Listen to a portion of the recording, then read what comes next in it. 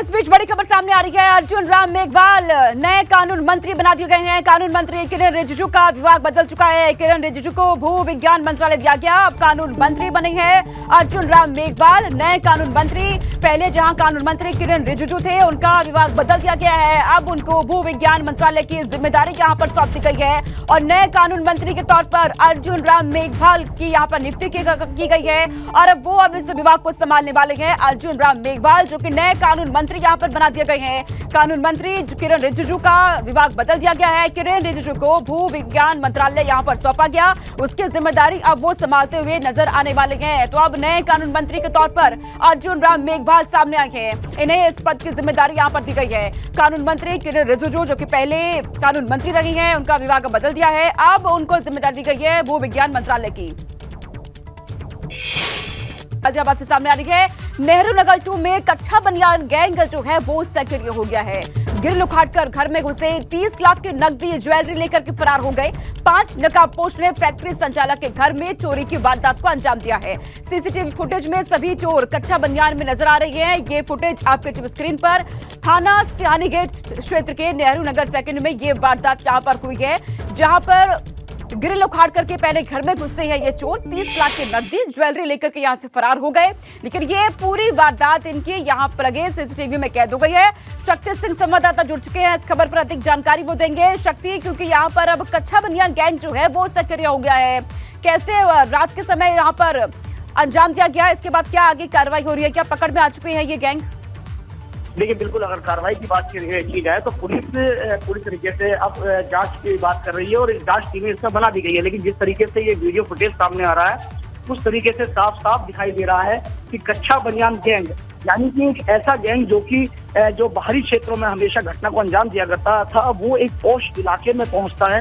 पोश इलाके में पहुंचने के बाद वो कील काटता है और 30 लाख रुपए के जो जेवर है, जो सामान है, वो लेकर यहाँ से फरार हो जाता है, उड़ जाता है। तो कहीं ना कहीं जो परिवार था वह दूसरे रूम में था। अगर परिवार उस समय जाग जाता तो वहां कोई बड़ा हादसा भी हो सकता था। ये क्योंकि ये गैंग, इस तरह के गैंग होते हैं, ये जब कोई मालिक जब ये चोरी की नीयत से घुसते हैं, लेकिन अगर कोई जाग जाता है तो उसकी हत्या तक कर देते हैं। ऐसी कई घटनाएं सामने आ चुकी हैं। तो बहरहाल पुलिस ने इस पूरे मामले में FIR दर्ज कर इसमें कई टीमों का गठन किया। सीसीटीवी फुटेज की मदद से इन जो बदमाशों की जो तलाश है, कच्चे बनियान गिरोह गैंग की जो तलाश है, वो तेज कर दी गई है। जी, क्योंकि शक्ति, यहाँ पे फैक्ट्री संचालक के घर में इस चोरी की वारदात को अंजाम दिया गया, तो क्या ये पहले से ही यहाँ पर उनकी प्लानिंग थी? देखिए, माना जा रहा है कि रैकी की इन लोगों ने रैकी की थी और रैकी करने के बाद ही इस पूरी घटना को अंजाम दिया गया। जिस तरीके से सीसीटीवी फुटेज सामने निकल कर आया है, तो उसमें साफ तौर पे दिखाई दे रहा है कि ये जो कहते हैं, ये जो कच्चा गैंग गिरोह है, जो बदमाश है, ये बेखौफ हो गया है। इन्हें सब कुछ पता था गली मोहल्ले का। तो देर रात अंधेरे में जिस समय घरों में लोग सो रहे थे, उस समय ये इस घटना को अंजाम दे रहे थे। जी, ठीक है, बहुत शुक्रिया शक्ति, तमाम जानकारी हम तक पहुंचाने के लिए।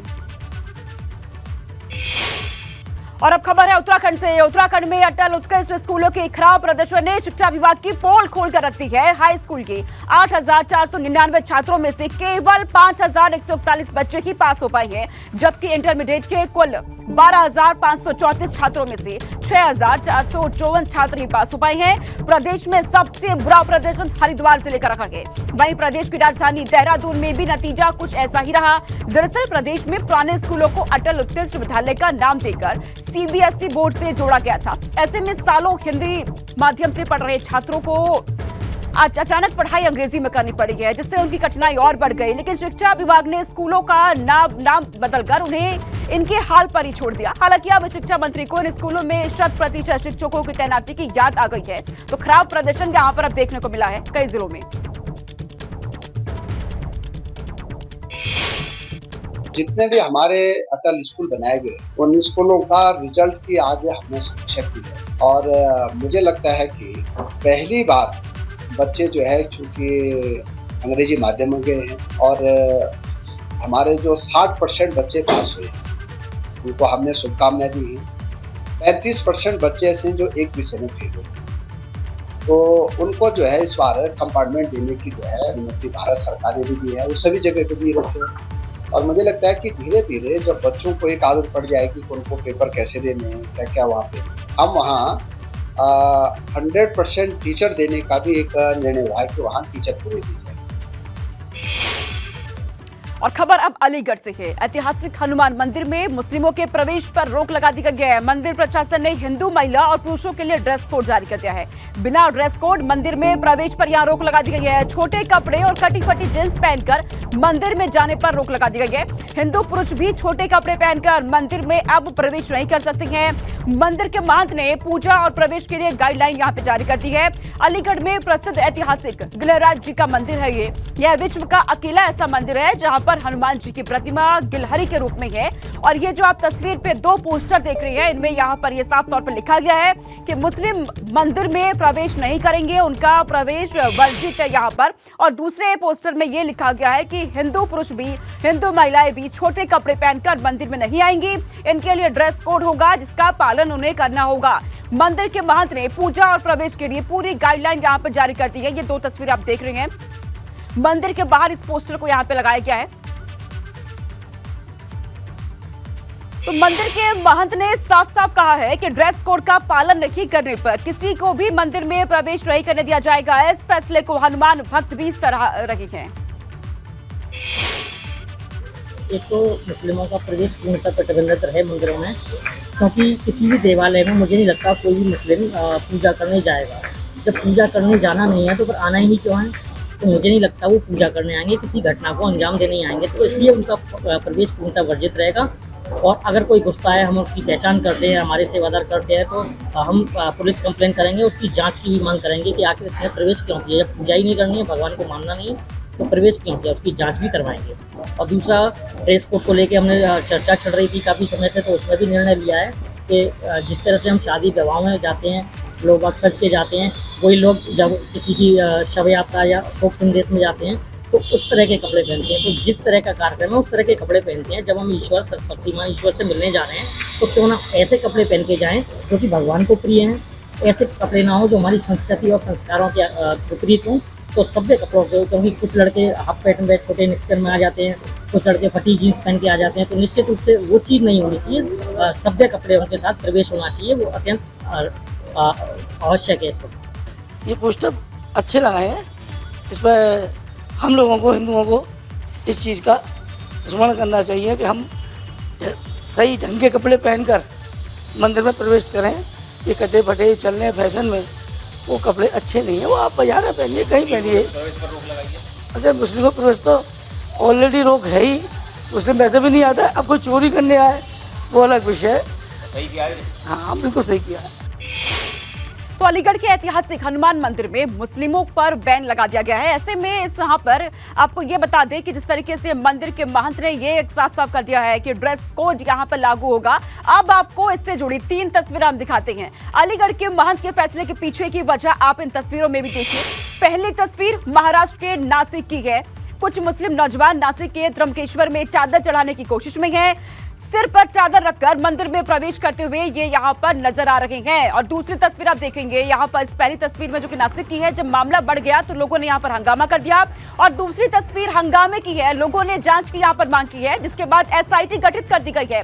यही नहीं, पुजारियों ने मंदिर को गंगा जल से यहाँ पर धुलाई की है, सफाई की है, शुद्धिकरण भी किया है। और ये तीसरी तस्वीर अलीगढ़ की है। नासिक के मामले के बाद यहाँ पर हनुमान मंदिर में न सिर्फ ड्रेस कोड लागू किया गया, बल्कि मुस्लिमों के एंट्री पर ही बैन लगा दिया गया। मुस्लिमों की एंट्री यहां पर नहीं होगी। पोस्टर लगा दिए गए कि मुस्लिम की एंट्री वर्जित है इस मंदिर में। अलीगढ़ के हनुमान मंदिर में, जो कि ऐतिहासिक मंदिर, और यहां पर अब त्र्यंबकेश्वर मंदिर में हुए इस पूरी घटना का असर देखने को मिल रहा है। तो मंदिर में मुस्लिमों के बैन के पीछे वजह क्या है, अब ये मैं आपको बता देती हूँ। दरअसल नासिक के त्र्यंबकेश्वर की घटना के बाद इस फैसले को लिया गया है। त्र्यंबकेश्वर मंदिर में मुस्लिम युवकों ने चादर चढ़ाने की यहां पर कोशिश की थी और इसी घटना के बाद लोगों में गुस्सा भी देखा जा रहा है। त्र्यंबकेश्वर मंदिर में चादर चढ़ाने के मामले में एसआईटी अब यहां पर जांच कर रही है पूरे मामले की। इसके बाद इस मामले ने अब राजनीतिक रूप भी ले लिया है। मामले को लेकर सकल हिंदू समाज के लोग विरोध प्रदर्शन कर रहे हैं। तस्वीरें भी सामने आ रही है हंगामे की। त्र्यंबकेश्वर मामले का संज्ञान लेकर अलीगढ़ हनुमान मंदिर में रोक का फैसला अब ये देखने को मिल रहा है, जहां पर मुस्लिमों की एंट्री को बैन कर दिया गया है। अलीगढ़ में प्रसिद्ध ऐतिहासिक गिलहराज हनुमान मंदिर है ये। महंत का तर्क ये है कि मुस्लिम मंदिर में पूजा करने नहीं जाता है, कोई मुस्लिम हनुमान मंदिर में पूजा के उद्देश्य से नहीं आएगा, इसलिए मुस्लिमों को मंदिर में प्रवेश की परमिशन नहीं है। उनकी एंट्री पर यहां पर बैन लगा दिया गया है।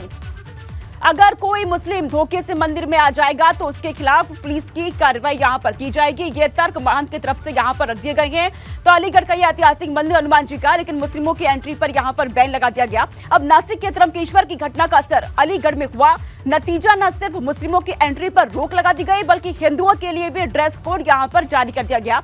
इस पूरे मामले पर लखनऊ से एबीपी गंगा संवाददाता शैलेश अरोड़ा हमारे साथ जुड़े हुए हैं। वो हनुमान भक्तों से समझने की कोशिश करेंगे कि आखिर ये फैसला कितना सही है। शैलेश। बिल्कुल, देखिए सोनिका, इस समय हम मौजूद हैं राजधानी लखनऊ के हजरतगंज चौराहे के पास में स्थित दक्षिण मुखी हनुमान मंदिर है। बहुत ही प्रसिद्ध मंदिर है, बहुत ही यहाँ की मान्यता है। दूर दराज से लोग यहाँ पर भक्त जो हैं वो दर्शन करने के लिए आते हैं। और चलते हैं मंदिर के अंदर, यहाँ पर भक्तों से बात करते हैं जो मंदिर के पुजारी हैं, उनसे भी बात करेंगे और जानेंगे आखिर वो लोग इस फैसले को किस तरह से देखते हैं। हम अपने कैमरा सहयोगी राजू से कहेंगे वो अंदर की तरफ आए और जानते हैं। यहाँ पर पंडित जी देखिए भक्त हैं, सुबह सुबह दर्शन करने के लिए पहुंचे हैं। सुबह जब ऑफिस का वक्त होता है, लोग निकल रहे होते तो यहाँ पर रुकते हैं, हाथ जोड़ते हैं, तब आगे जाते हैं प्रभु का आशीर्वाद लेकर। पंडित जी से बात करते हैं। पंडित जी, अलीगढ़ में गिलहराज मंदिर जो है हनुमान जी का, वहाँ के महंत जी ने एक आदेश दिया, कहा कि मंदिर में मुस्लिम लोगों का प्रवेश प्रतिबंधित रहेगा और जो हिंदू लोग हैं उनके लिए भी एक ड्रेस कोड कि वो शालीन कपड़े पहने, कटे फटे छोटे कपड़े ना पहने। मुस्लिम तो यहाँ कोई आता ही नहीं है, उसमें प्रतिबंध की कोई ज़रूरत ही नहीं है। आज जो है भक्ति रूप से मंगल के दिन आते हैं तो अपना चोला बदल करके साफ़ सुथरा पैजामा कुर्ता या धोती कुर्ता पहन के ही आते हैं। ज़्यादातर लोग रंगीन भगवा कलर करके पहन करके आते हैं। आम दिनों की अगर बात करें, जैसे मंदिर में जो प्रवेश के ऊपर ये निर्णय लिया गया है, जो प्रतिबंध लगाए गए, वो तो हर दिन के लिए है कि मुस्लिम वहाँ पर, हम अलीगढ़ की बात करें, वहाँ पर इस फैसले को लेकर अलग अलग सबकी राय है। आप किस तरह से देखते हैं इस फैसले को, मुस्लिमों का प्रवेश प्रतिबंधित करने? जैसे यहाँ पर जो है कोई है नहीं कि यहाँ केवल मंदिर जा रहे हैं। यहाँ ऑफिस के लिए निकले तो मत्था टेक लिया, अपना ऑफिस चले गए अपने काम पर। कोड मंदिर के लिए लागू करना कि छोटे कपड़े ना पहने, कटी फटी जीन्स ना पहने, शालीन कपड़े पहने, इस तरह के जो नियम लागू किए गए। अब ये नियम आप बता रहे हैं तो लिख के कैसे देखते हैं? आप भी मंदिर के पुजारी हैं यहाँ पर, तो आप किस तरह देखते हैं? जैसे ये रोड पर निकल गए, हाथ जोड़ लिया, यहाँ जो भी भक्त आएगा वो कायदे के कपड़ा पहन करके आएगा। अब रोड है, अपना जो भी अपना फैशन है पहन के निकलते हैं, उसमें क्या प्रतिबंध किया जाए? बिल्कुल शैलेश, क्योंकि आसपास वहाँ पे श्रद्धालु भी पहुंच रहे हैं, उनसे भी बातचीत करिए, भक्तजनों से भी उनसे पूछिए कि वो क्या कैसे इस फैसले को देख रहे हैं, खासतौर पर ड्रेस कोड को लेकर। निश्चित रूप से देखिए दर्शन किए यहाँ पर, बजरंगबली जी के टीका लगाया, आशीर्वाद लिया और जो भक्तगण हैं उनसे भी यहाँ पर देखिए बात करेंगे। माथा टेकने पूजा कर रहे हैं, क्योंकि अपनी पूजा के बीच में हम भी किसी को नहीं कहेंगे, लेकिन उसके बाद बात करेंगे। देखिए दर्शन कर रहे हैं, उन्होंने इशारा किया कि हम पहले प्रभु का माथा टेक लें, उसके बाद बात करते हैं। तो यहाँ पर आ गए। भाई साहब, एक चीज़ बस जानना चाहेंगे, अलीगढ़ में एक हनुमान मंदिर है, वहाँ पर सामने देखिएगा हनुमान मंदिर है, वहाँ के जो महंत हैं उन्होंने कहा है कि मंदिर में एक तो मुसलमानों का प्रवेश वर्जित करने के लिए कहा है, दूसरा जो लोग मंदिर में दर्शन के लिए हिंदू भी आते हैं तो उनके लिए एक ड्रेस कोड, कटे फटे कपड़े ना पहने, छोटे कपड़े ना पहने। इस तरह के आदेश को आप लोग कैसे देखते हैं? हनुमान जी के मंदिर में आप भी भक्त हैं, तो कैसे देखते हैं? हम तो केवल भक्ति करते हैं, भक्ति ही जानते हैं, बाकी चीज़ों से हमें कोई मतलब नहीं। क्षमा करें। तो देखिए सबकी अपनी अपनी राय, बाकी जो उससे मतलब नहीं है। देखिए एक ऐसा विषय है कि कई लोग देखिए बोलने से बचते भी हैं ऐसे विषयों पर। देखिए कुछ और लोग यहाँ पर आ रहे हैं, एक बुजुर्ग वाला भी यहाँ पर आए हैं, उनसे भी देखिए हम बातचीत करते हैं और जानने की कोशिश करते हैं कि वो आखिर इन चीज़ों को लेकर शैलेश, सबकी इस पे अपनी अपनी राय है, अपना अपना मत है। बहुत शुक्रिया शैलेश तमाम जानकारी हम तक पहुँचाने के लिए।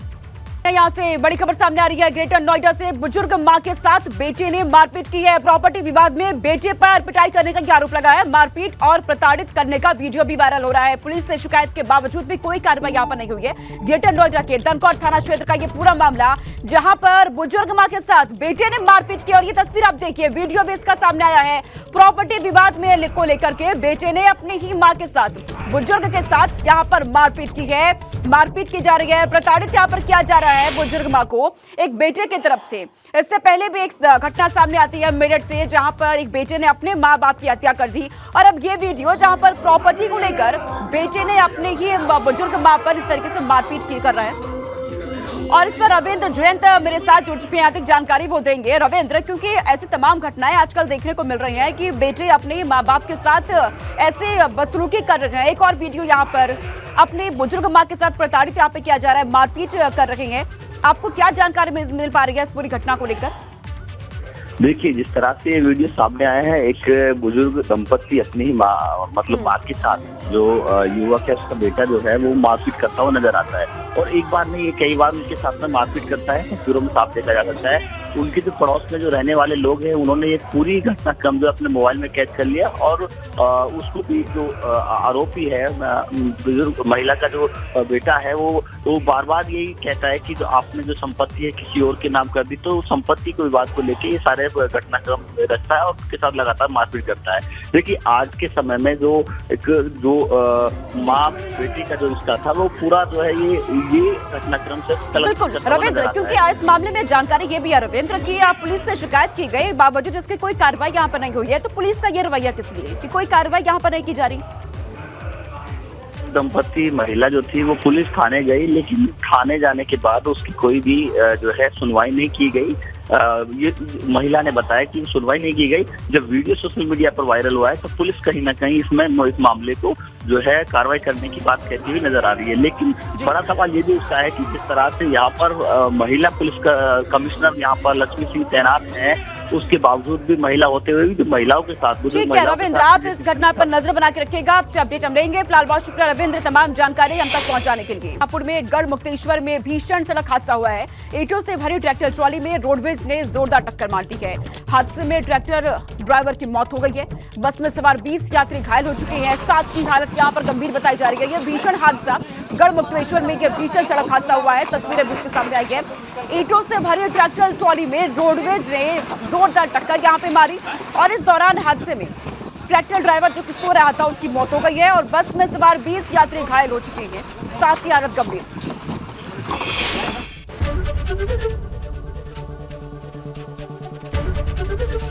एबीपी गंगा, खबर आपकी, जुबान आपकी।